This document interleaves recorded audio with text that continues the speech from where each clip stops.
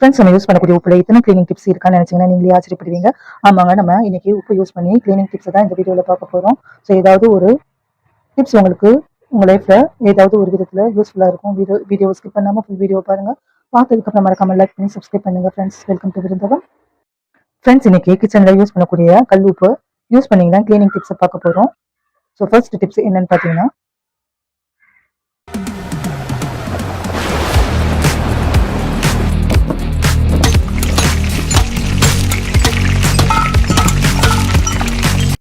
Tips number 1.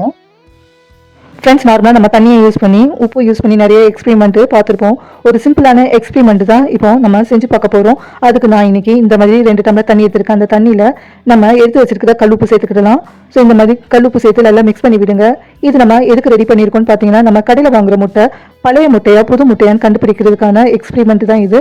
So இந்த மாதிரி 2 டம்ளரில் கல்லுப்பு கலக்கி எடுத்ததுக்கப்புறம் நம்ம வாங்கி வச்சுருக்கிற அந்த முட்டையை அந்த தண்ணியில் சேர்த்துக்கிடலாம். ஸோ இந்த மாதிரி பாருங்கள், சேர்த்துட்டோன்னா முட்டை மிதந்துச்சுன்னா அது பழைய முட்டைன்ற அர்த்தம். கீழே முட்டை இந்த மாதிரி செட்டில் ஆயிடுச்சுன்னா அது புது முட்டைன்ற அர்த்தம். நம்ம வாங்கி வச்சிருக்கிற எத்தனை முட்டையாக இருந்தாலும் இந்த மாதிரி பழைய முட்டையா புது முட்டையான்ட்டு டிஃப்ரென்ஸ் பண்ணி யூஸ் பண்ணலாம். ஸோ இங்கே பாருங்கள், ஒரு முட்டை ஃப்ளோட் ஆகுது, இன்னொரு முட்டை கீழே செட்டில் ஆகிருக்கு. ஸோ இந்த மாதிரி மிதந்துச்சுன்னா அது பழைய முட்டைன்னு ஈஸியாக ஐடென்டிஃபை பண்ணலாம். சிம்பிள் ஐடியா, ட்ரை பண்ணி பாருங்கள் இந்த டிப்ஸை. Tips number 2. ஃப்ரெண்ட்ஸ், நம்ம யூஸ் பண்ணக்கூடிய வாட்டர் பாட்டில் நம்ம யூஸ் பண்ண ஒரு வித பேட் ஸ்மெல் இருந்துகிட்டே இருக்கும். அந்த மாதிரி பேட் ஸ்மெல் அவாய்ட் பண்ணுறதுக்கு ஒரு சிம்பிளான ஐடியா என்னன்னு பார்த்தீங்கன்னா, நம்ம யூஸ் பண்ணக்கூடிய அந்த வாட்டர் பாட்டில் கொஞ்சமாக கல்லுப்பு சேர்த்துக்கிடலாம். இந்த மாதிரி கொஞ்சமாக கல்லுப்பு சேர்த்து தண்ணியை சேர்த்து நல்லா ஷேக் பண்ணி ஒரு 2 or 3 மினிட்ஸ் அப்படி விட்டுருங்க. அதுக்கப்புறம் நீங்கள் வாஷ் பண்ணி யூஸ் பண்ணிங்கன்னா எந்த வித பேட் ஸ்மெல் இல்லாமல் அந்த வாட்டர் பாட்டிலை நம்ம யூஸ் பண்ணலாம். பாருங்கள், இந்த மாதிரி நல்லா ஷேக் பண்ணிவிட்டு ஒரு 2 to 3 மினிட்ஸ் அப்படியே விட்டுடுங்க. அதுக்கப்புறம் நார்மலாக வாஷ் பண்ணிவிட்டு நீங்கள் அந்த பாட்டில் யூஸ் பண்ணிங்கன்னா எந்த வித பேட் ஸ்மெல்லும் இல்லாமல் இருக்கும். சிம்பிள் ஐடியா, ட்ரை பண்ணி பாருங்கள் இந்த டிப்ஸை. Tips number 3. ஃப்ரெண்ட்ஸ், நம்ம முட்டையை வேக வைக்கும் போது அந்த முட்டையை உடையாமல் விரிசல் விழாமல் ஈஸியாக வேக வைக்கலாம் அப்படின்னு பார்த்தீங்கன்னா, நம்ம வேக வைக்கும் அந்த தண்ணியில் கொஞ்சமாக கல்லுப்பு சேர்த்துக்கிடலாம். இந்த மாதிரி கொஞ்சமாக கல்லுப்பு சேர்த்து அதுக்கப்புறம் நீங்கள் வேக வைக்க வேண்டிய முட்டையை வேக வச்சு எடுத்தோன்னா அந்த முட்டை விரிசல் விழாமல் உடையாமல் எடுக்க வரும். பாருங்கள். Tips number 4. ஃப்ரெண்ட்ஸ், நார்மலாக நிறைய பேர் வீட்டில் இந்த மாதிரி ஃபிஷ் டேங்க் வச்சுருப்பாங்க. அந்த ஃபிஷ் டேங்க்கில் சாஃப்ட் வாட்டர் யூஸ் பண்ணோன்னா ஃபிஷ்ஷோட ஆயில் கலர் ரொம்பவே கம்மியாக இருக்கும். இந்த மாதிரி ஃபிஷ் டேங்க்கு க்ளீன் பண்ணி அதில் வாட்டர் சேர்த்ததுக்கப்புறம் ஒரு கையளவு இந்த மாதிரி கல்லுப்பு எடுத்துக்கலாம். அந்த கல்லுப்பு அந்த ஃபிஷ் டேங்கில் சேர்த்து எல்லாம் மிக்ஸ் பண்ணிவிட்டு அதுக்கப்புறம் நம்ம விட வேண்டிய அந்த மீனை அந்த ஃபிஷ் டேங்க்கில் விட்டோன்னா அதோட லைஃப் ரொம்ப நாள் வரும். சிம்பிள் ஐடியா, ட்ரை பண்ணி பாருங்கள் இந்த டிப்ஸை.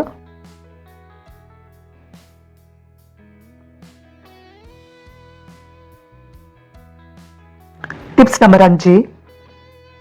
ஃப்ரெண்ட்ஸ், இந்த மாதிரி கட் பண்ணி வச்சிருக்கிற ஆப்பிளோட கலரு மாறாமல் இருக்கவும் ஃப்ரெஷ்ஷாக இருக்க ஒரு சிம்பிள் ட்ரிக் என்னன்னு பார்த்தீங்கன்னா, நம்ம ஆப்பிளை கட் பண்ண உடனே இந்த மாதிரி ஒரு பாத்திரத்தில் தண்ணி எடுத்துக்கலாம். அந்த தண்ணியில் கொஞ்சமாக கல்லுப்பு சேர்த்து நல்லா மிக்ஸ் பண்ணி எடுத்துக்கலாம். இந்த மாதிரி நல்லா மிக்ஸ் பண்ணதுக்கப்புறம் நம்ம கட் பண்ணி வச்சிருக்கிற அந்த ஆப்பிளை அந்த தண்ணியில் சேர்த்து கொஞ்சம் நேரம் அப்படியே விட்டுடலாம். அதுக்கப்புறம் நீங்கள் அது பசங்களோட டிஃபன் பாக்ஸ்லையோ அல்லது ஸ்நாக்ஸ் டப்பாலையோ நீங்கள் வச்சு பசங்களுக்கு காமிச்சு விட்டிங்கன்னா பசங்க சாப்பிடும்போது அது ஃப்ரெஷ்ஷாக இருக்கும், கலர் மாறாமல் இருக்கும். சிம்பிள் ஐடியா, ட்ரை பண்ணி பாருங்கள் இந்த டிப்ஸை.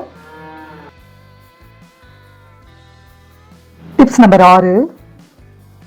ஃப்ரெண்ட்ஸ், நம்ம வீட்டு கிச்சன் சிங்கில் இந்த மாதிரி அடைப்பு அடிக்கடி ஏற்படும். அந்த மாதிரி பிரச்சனை அவாய்ட் பண்ணுறதுக்கு என்ன பண்ணலான்னு பார்த்தீங்கன்னா, மாதத்துக்கு 2 முறை நம்ம வீட்டு சிங்கில் பாத்திரம் எல்லாம் கழுவுனதுக்கப்புறம் தூங்குறதுக்கு முன்னாடி இந்த மாதிரி சிங்க்கு ட்ரை ஆனதுக்கப்புறம் அதில் நம்ம எடுத்து வச்சிருக்கிற கல்லுப்பை சேர்த்துக்கிடலாம். இந்த மாதிரி சேர்த்துக்கோங்க. அதுக்கப்புறம் தண்ணி நல்லா கொதிக்க விடுங்க. நல்லா கொதி வந்ததுக்கப்புறம் கேஸ் ஆஃப் பண்ணிவிட்டு நம்ம கொதிக்க வச்சுருக்க அந்த தண்ணியை கொஞ்சம் கொஞ்சமாக அந்த சிங்க்குள்ளே ஊற்றிக்கிடலாம். இந்த மாதிரி கொஞ்சம் கொஞ்சமாக ஊற்றுறதுனால சிங்கில் அடைப்பு எதுவும் ஏற்படாது. ஸோ அடிக்கடி நீங்கள் இந்த ட்ரிக்கை ஃபாலோ பண்ணுறதுனால சிங்கில் எந்த வித அடைப்பு இல்லாமல் கிளியராக இருக்கும். சிம்பிள் ஐடியா, ட்ரை பண்ணி பாருங்கள் இந்த டிப்ஸை. Tips number 7. ஃப்ரெண்ட்ஸ், நம்ம கிச்சனில் யூஸ் பண்ணக்கூடிய இந்த மாதிரி பாத்திரம் கழுவுற ஸ்பாஞ்சில் பாக்டீரியாவோட ப்ரொடக்ஷன் அதிக அளவு இருக்கும்.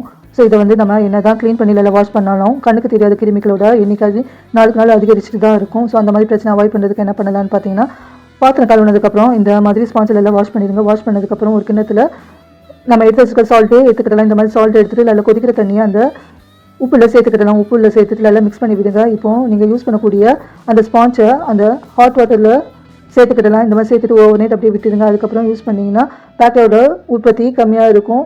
இந்த மாதிரி ஒரே ஸ்பாஞ்சை பாத்திரம் கழுவுறதுக்கு யூஸ் பண்ணாமல் அந்த ஸ்பாஞ்சை 2 மாதத்துக்கு ஒரு தடவை மாற்றி யூஸ் பண்ணலாம். ஸோ இந்த மாதிரி நீங்கள் ஈரத்திலே நம்ம ஸ்பாஞ்சை வைக்கிறதுனால அதில் ஈஸியாக கிருமியோட எண்ணிக்கை அதிகரிக்க வாய்ப்பு அதிகமாக இருக்கும். இந்த மாதிரி பிரச்சனையை அவாய்ட் பண்ணுறதுக்கு இந்த உப்பு சூப்பரான கிருமி நாசினியாக செயல்படுது. சிம்பிள் ஐடியா, ட்ரை பண்ணி பாருங்கள் இந்த டிப்ஸை. Tips number 8.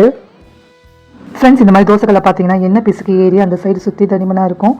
எப்படி ஈஸியாக க்ளீன் பண்ணலான்னு பார்த்தீங்கன்னா, இந்த மாதிரி கேஸ் ஸ்டவ்வை ஆன் பண்ணிடுங்க. ஆன் பண்ணிவிட்டு ஹை ஃப்ளேமில் தோசைக்கல்லை வச்சுடுங்க.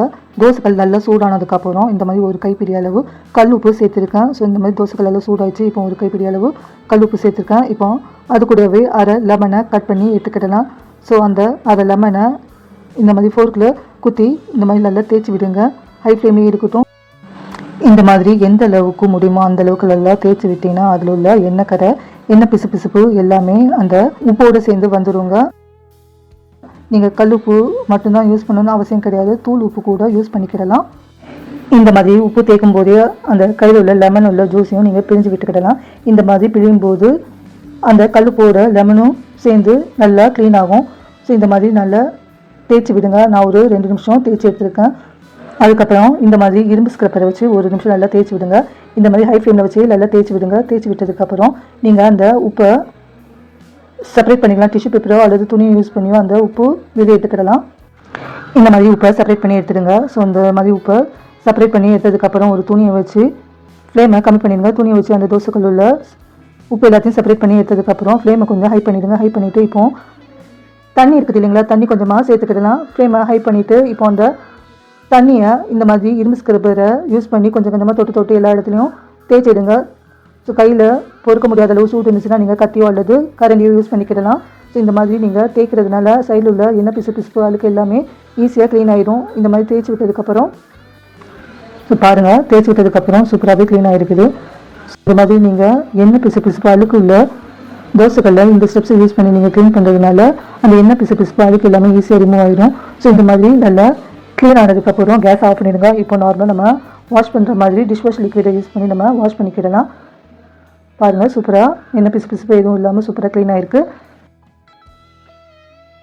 ஸோ இதுக்கப்புறம் நீங்கள் நார்மலாக டிஷ் வாஷ் லிக்விடை யூஸ் பண்ணுறீங்களோ அல்லது சோப்பு யூஸ் பண்ணுறீங்களோ அதை யூஸ் பண்ணிவிட்டு நீங்கள் நல்லா வாஷ் பண்ணி எடுத்துக்கிடலாம். ஸோ வாஷ் பண்ணும்போதே தெரியும் உங்களுக்கு சூப்பராக அந்த தோசைக்கல் உள்ள எண்ணெய் பிசுப்பு அதுக்கெல்லாம் நீங்கி சூப்பராக க்ளீன் ஆகுறது உங்களுக்கே தெரியும்.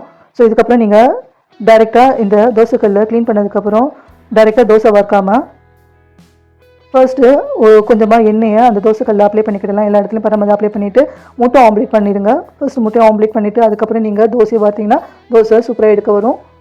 சிம்பிள் ஐடியா, ட்ரை பண்ணி பாருங்கள் இந்த டிப்ஸை.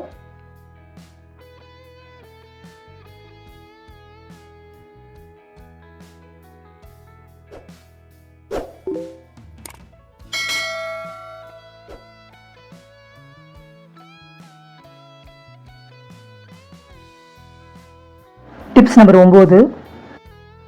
ஃப்ரெண்ட்ஸ், நம்ம நார்மலாக மிக்ஸி ஜாரை யூஸ் பண்ண அதோட பிளேடோட ஷார்ப்னஸ் வந்து மங்கி போயிடும். ஸோ அந்த மாதிரி பிரச்சனை அவாய்ட் பண்ணுறதுக்கு என்ன பண்ணலான்னு பார்த்தீங்கன்னா, இந்த மாதிரி கல்லுப்பு எடுத்துக்கிடலாம். கல்லுப்பு எடுத்து மிக்ஸி ஜாரில் சேர்த்துக்கிடலாம். சேர்த்துட்டு நீங்கள் மிக்ஸியை அரைச்சி எடுத்திங்கன்னா அந்த பிளேடு வந்து ஷார்ப் ஆகிடும். எப்போ மிக்ஸி ஜார் பிளேடில் ஷார்ப் இல்லைன்னு நினைக்கிறீங்களோ அப்பப்போ நீங்கள் இந்த கல்லுப்பு யூஸ் பண்ணி நீங்கள் ஷார்ப் பண்ணிக்கிடலாம். சிம்பிள் ட்ரிக், ட்ரை பண்ணி பாருங்கள். Tips number 10. ஃப்ரெண்ட்ஸ், இது மழை காலன்றதுனால வீட்டில் எறும்பு தொல்லைகள் அதிகமாக இருக்கும். ஸோ அந்த மாதிரி எறும்பு தொல்லைகள் அதிகமாக இருந்துச்சுன்னா ஒரு சிம்பிள் ட்ரிக்கு எறும்பு வராமல் எப்படி தடுக்கலான்னு பார்த்தீங்கன்னா, நம்ம யூஸ் பண்ணக்கூடிய உப்பு எடுத்துக்கிடலாம். அந்த உப்பை மிக்ஸியில் போட்டு கொஞ்சமாக ஃபைன் பவுடராக அரைச்சி எடுத்துக்கிடலாம். அது கூடவே கொஞ்சமாக மஞ்சள் சேர்த்து ரெண்டுத்தையும் மிக்ஸ் பண்ணிக்கிடலாம். உங்கள் வீட்டில் எறும்பு நடமாட்டம் எங்கே அதிகமாக இருக்குது நீங்கள் ஃபீல் பண்ணுறீங்களோ அந்த இடத்துல நீங்கள் அந்த பவுடரை ஸ்ப்ரெட் பண்ணி விட்டிங்கன்னா எறும்பு நடமாட்டம் சுத்தமாக அடியோட இல்லாமல் போயிடும். சிம்பிள் ட்ரிக், கண்டிப்பாக ட்ரை பண்ணி பாருங்கள் இந்த டிப்ஸு.